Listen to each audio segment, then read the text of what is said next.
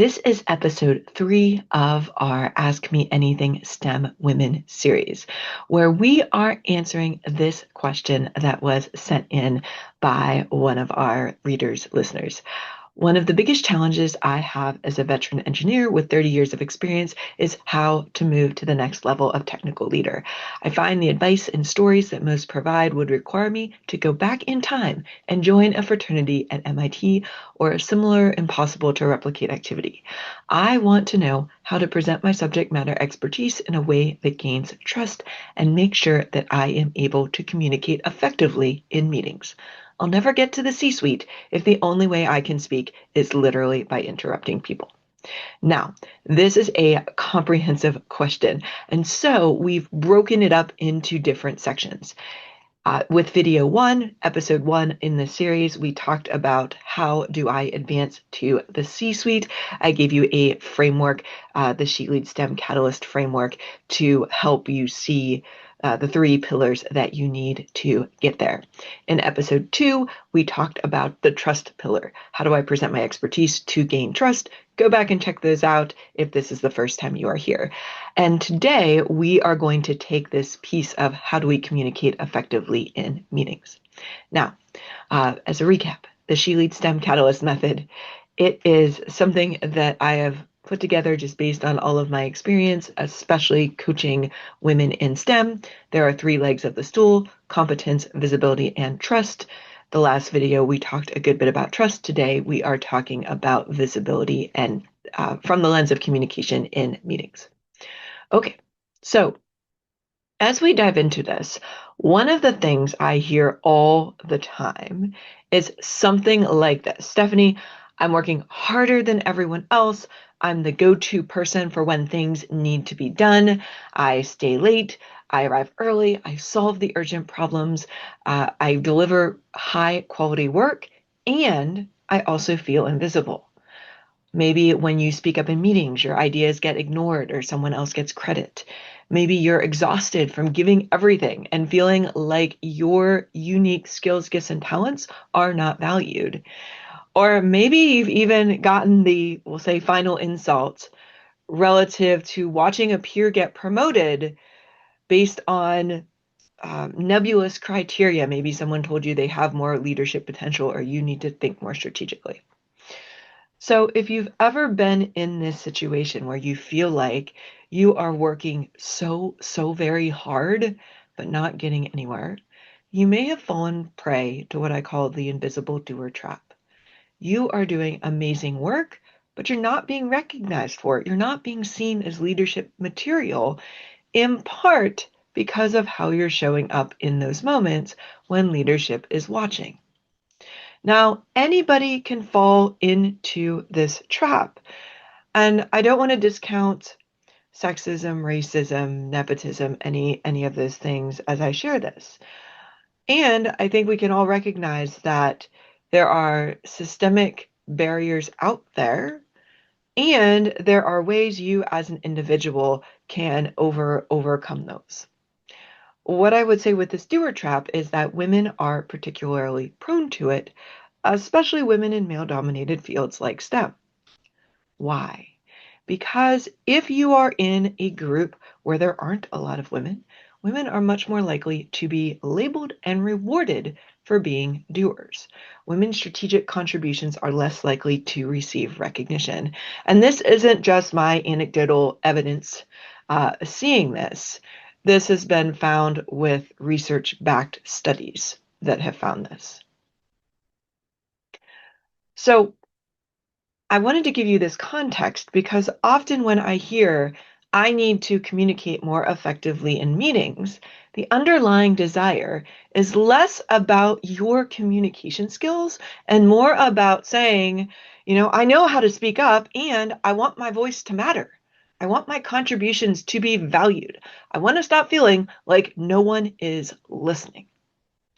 And here's the thing about this is that realistically speaking, doing good work will get you noticed. It will possibly even get you promoted in early career. So from that individual contributor to early and middle management.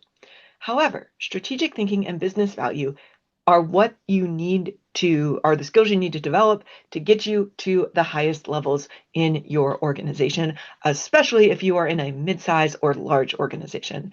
And again, sure, there are organizations where the only thing that feels like it matters is who you know. Nepotism is real. That exists out there. But on the same token, if you are providing tangible business results and can demonstrate that you can think strategically beyond the problem as it's presenting in front of you, it's only a matter of time before you advance to a higher level position, either in your organization or another one, because the demand for that combination of skills, especially with that technical expertise that you have, is really, really high. I cannot emphasize enough that strategic thinking, which also means strategic communication in meetings, which we'll get to in a moment, matters for advancement. In fact, 97% of executives believe strategic thinking is the most critical business skill for leadership success. So, in other words, if you want to get promoted to the highest levels within your organization, you have got to demonstrate this particular skill. And that means that escaping this invisible doer trap where you feel like your voice doesn't matter in a meeting requires strategic voice activation. There is this gap between what you may be talking about in meetings and what leadership is evaluating you for advancement. And so I want to unpack that for you, share what you can do. But from a big picture standpoint, often we stay focused in the meetings on how to solve the immediate problem in front of us, which shows to those in the meeting by our languaging of the problem that we are stuck in this doer trap. We don't get seen as leadership potential ready to get promoted to the next level. Instead, what we want to do with this strategic voice activation is demonstrate to the leaders how we think about not just the problem in front of us, but what problems are worth solving and why. What impact do they have to our organization? And this is what demonstrates strategic thinking and leadership potential. Now, I'm going to give you some examples in a moment, but the two focuses you need to be aware of when you are using a strategic approach to communication to demonstrate the strategic thinking skills that I just shared is first this business value triangle. So you have a job because something about your job makes or saves money, it improves quality, it saves time. And if you are angling for high level positions, it's not enough to know and operate within those constraints. Those constraints are often something someone else told you. Instead, you have to demonstrate that you not only understand those, but you are considering them when you are making decisions. So let me give you an example. Let's say your team is asked to do a task and you don't have the bandwidth to take it on. So there's a couple of ways you could respond. You could respond by saying, no, we don't have the bandwidth to take this on. Okay, great. You set a boundary. There are benefits to doing it in that way. But you could also respond, help me understand where this new project fits in with our priorities and the potential business impact this project has relative to our existing commitments. What existing commitment can be dropped or delayed if this new project is the priority, if it has the bigger business impact? Now, notice that these two responses I just gave you, it's the same request, right? Your team was asked to do a task that you don't have the bandwidth to take on, but these are two very different responses to the same problem. One response sounds like the reactive response of a doer who perhaps doesn't understand the big picture. The second response, the response focused on priorities and business impact relative to the new project and existing commitments, that response sounds like a strategic thinker, a future leader, someone who may be running your team or your firm down the road. So as we're talking about how do we communicate effectively in meetings, we want to use this strategic voice activation concept. And that means shifting from purely, here's how to do this, here's how to solve this problem in front of us, to here's what we should do and why it matters to our organization. A simple way to get started here is to just ask more strategic questions. And so a moment ago, I said there were two things, and this is the second one. So the first one is to consider that business value triangle as you are speaking up in your meetings. And the second one is to demonstrate your strategic thinking abilities by asking really good questions. Now, this might feel really counterintuitive at first because you may think, okay, well, if I know all the technical answers and get up on my kind of, we'll say, pedestal and give a speech about all the insights I see relative to this particular problem that we're going to solve, that is what speaking up effectively in meetings is. In fact, what we find is speaking up effectively is at least as much about your ability to facilitate the conversation and move the conversation in a productive direction as it is about your particular insights. And this is, we'll say, especially critical concept to grasp if you are a manager. If you are managing a team meeting and you are the only one who is talking in that meeting, you are doing it wrong.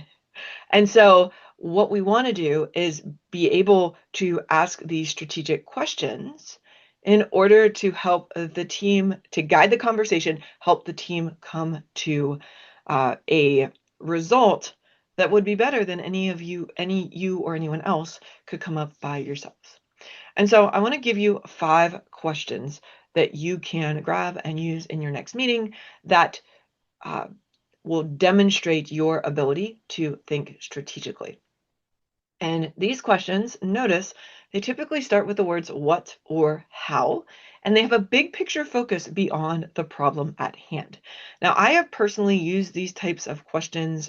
I've actually used all of these questions almost verbatim in many of my conversations.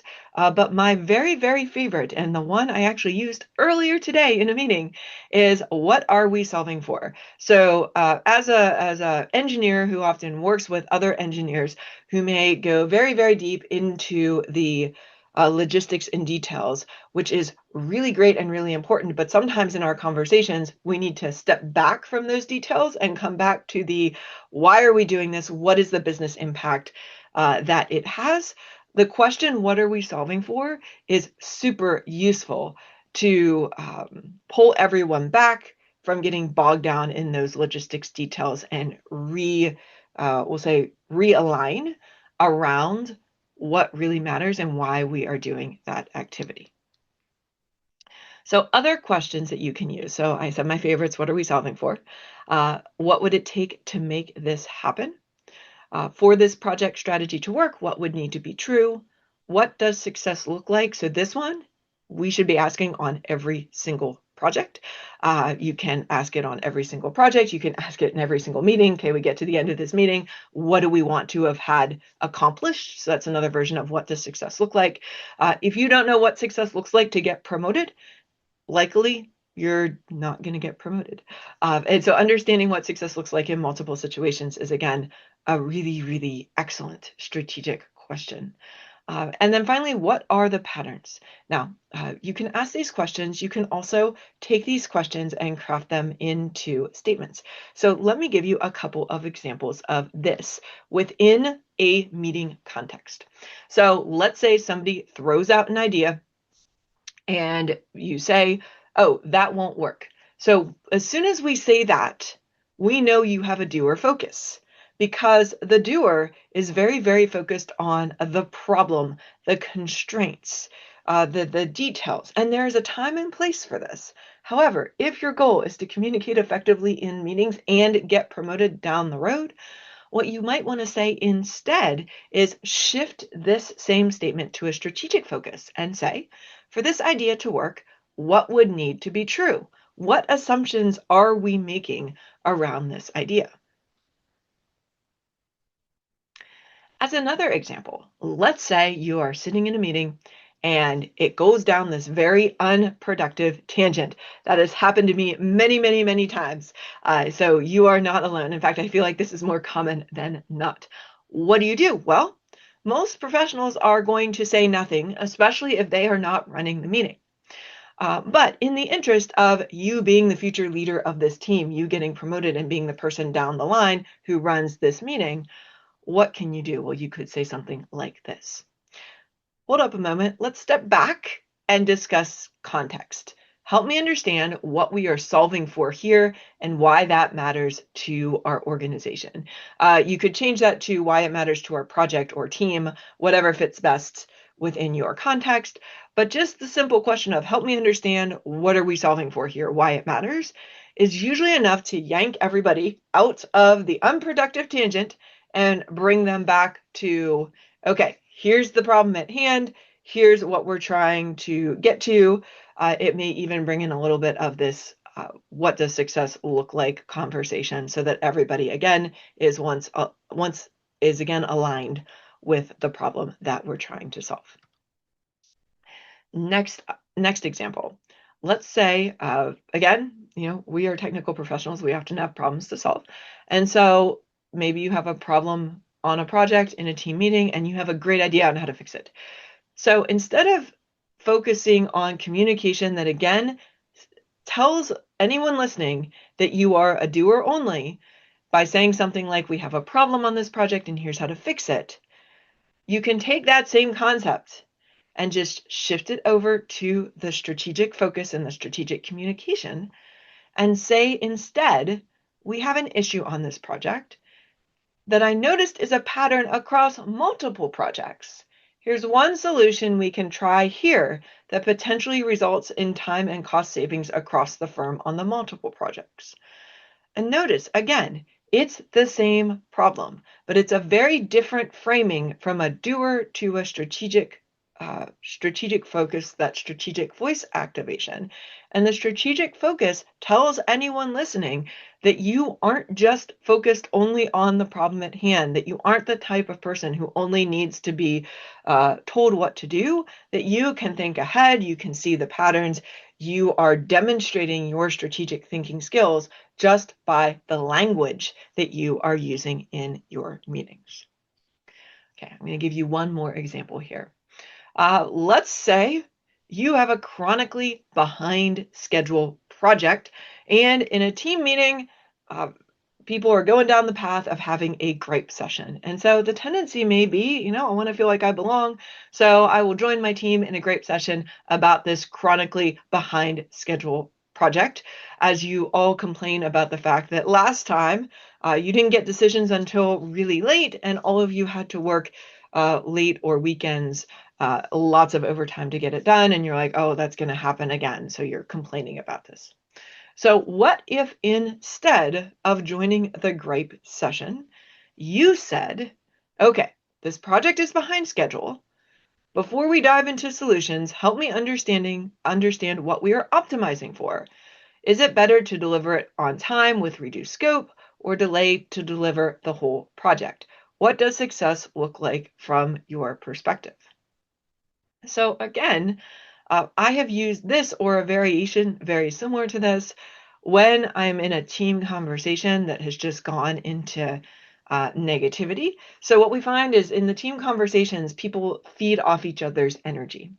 And even, if you're leading the meeting, this is super easy to do. But even if you're not leading the meeting, if you find the meeting is going down into the realm of negativity or off track with the tangent, you can use a question like this to literally shift the energy of the room, shift the energy of the conversation, move the conversation back to a more productive place. And so if you've been watching the patterns in the shifts in language relative to going from the doer focus to the strategic voice activation strategic focus, you may have noticed that the doer focus is much more reactive and problem focused. They are focused on constraints, on kind of narrowing in to only focusing on the problem at hand. And as you would imagine, sometimes that means that the focus on the problem at hand, well, it can be very good in some situations, can also cause you to miss the forest for the trees. And so the strategic focus, if you've noticed, is much more proactive. It's looking ahead, it's future focused, and it's also solution oriented. And so that kind of focus, number one, we know that people want this kind of focus in their leaders. Like, yes, you have to solve problems, but more importantly, you need to be able to paint the picture of what a positive future success looks like within your team, within your projects. That is the kind of languaging that people want to see in their leaders, not just here are all the things that are going wrong, but can we proactively look ahead and be clear about what success looks like in all of these situations. And so I just gave you multiple examples of language you can use right now. Grab some variations. I'm sure you can think of a problem that you could write down and say, okay, the doer focus is this. How could we use some of these questions? How can I frame that so that I can demonstrate my strategic thinking skills? You can even drop that into ChatGPT or one of the AI programs and have it help you brainstorm about how you can shift your languaging that is doer focused towards something that is more strategic focused. So you now know how to communicate effectively in meetings by using your strategic voice. But I want to give you a visibility bonus tip here, because if you've tried these tactics I've shared so far, but you still feel invisible, I want to give you something else you can do. What you want to do is make yourself strategically useful to the decision makers. And you can remember this by the acronym WIIFT, what's in it for them. Essentially, you want to find ways to help people above you with the business challenges that they care about. I want to tell you a quick story about Melissa. She was a client I worked with. She works in a tech firm. And when she started her career, so she was about 3 years into her career when I started working with her, one of the things that she had volunteered to help her manager with was put together a presentation. Now, at first glance, you may be thinking to yourself, okay, she's a technical professional, so she's an engineer. If she's a technical professional, why in the world is she volunteering to do these presentations? Well, number one, she liked doing it. She was good at it. And she also found she got to learn some things on the technical side or about how the company works by putting these together. Well, her manager went and gave one of these presentations. His boss was impressed. And so his boss said, oh, great presentation. And Melissa's boss shared that, Melissa, did all the heavy lifting on this and helped me put this together. Pretty soon, Melissa's supervisor's boss said, oh, well, I have to put together a presentation. Can Melissa help me with that? And so she did. And pretty soon, word started getting around as people would present things and people would be like, wow, that was an amazing presentation. Word started getting around about Melissa's skills here. Now, even though that wasn't a direct part of her, that wasn't what she went to school for. There is no PowerPoint presentation class in engineering school.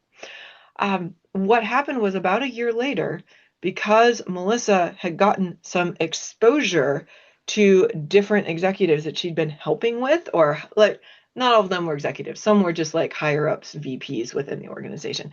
Because Melissa's name had come up, or she had been asked to assist on these different presentations, she was tapped for a team on a high visibility project. She was the youngest person on that team.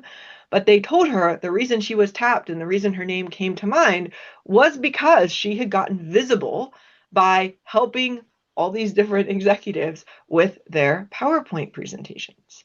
These PowerPoint presentations directly linked back to a business challenge that the executives cared about, because typically they were presenting either for internal or external stakeholders to get their buy-in.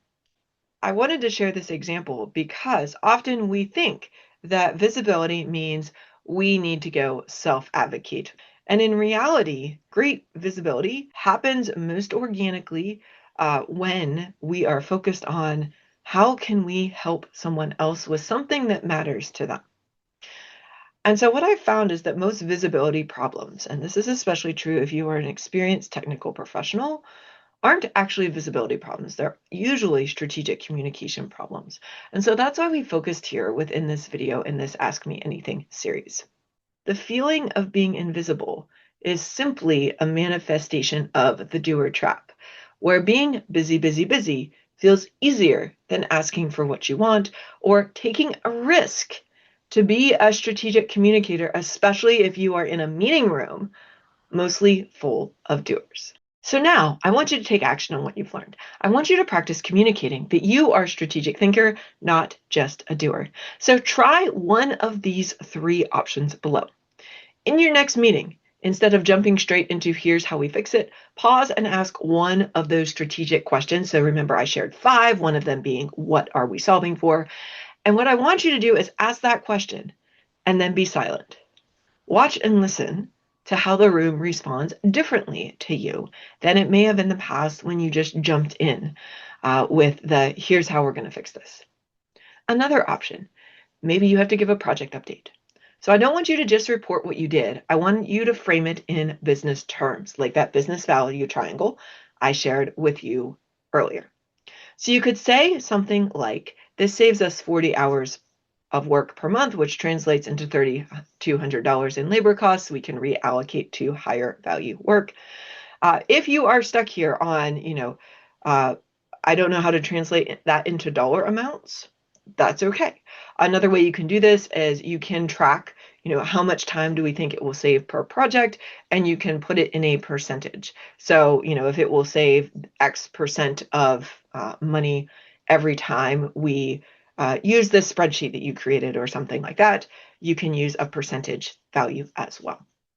Okay, and the last option for you to practice communicating that you are a strategic thinker, not just a doer, is to think of one challenge your team is facing. And I want you to practice, write it down before your meeting. Practice reframing it from here's the problem to here's what success would look like and why it matters to our organization. I want you to write it down before the meeting and then share it out loud. Again, I shared a couple of examples of exactly how you do that you can go back to. And I would also encourage you, if you know what the problem is, grab the examples and, again, use AI to help you get the right language so that you can speak it out loud and demonstrate that you are a strategic thinker. Okay, so today we've been focusing on how to make sure I am able to communicate effectively in meetings within the construct of someone who wants to get promoted to the C-suite. And in the last video within this 4-video series, we're going to focus on interruptions. What can you do with speaking interruptions so that you can be heard? And so, as I said, today was video 3. Go watch video 1 and 2 if you missed it.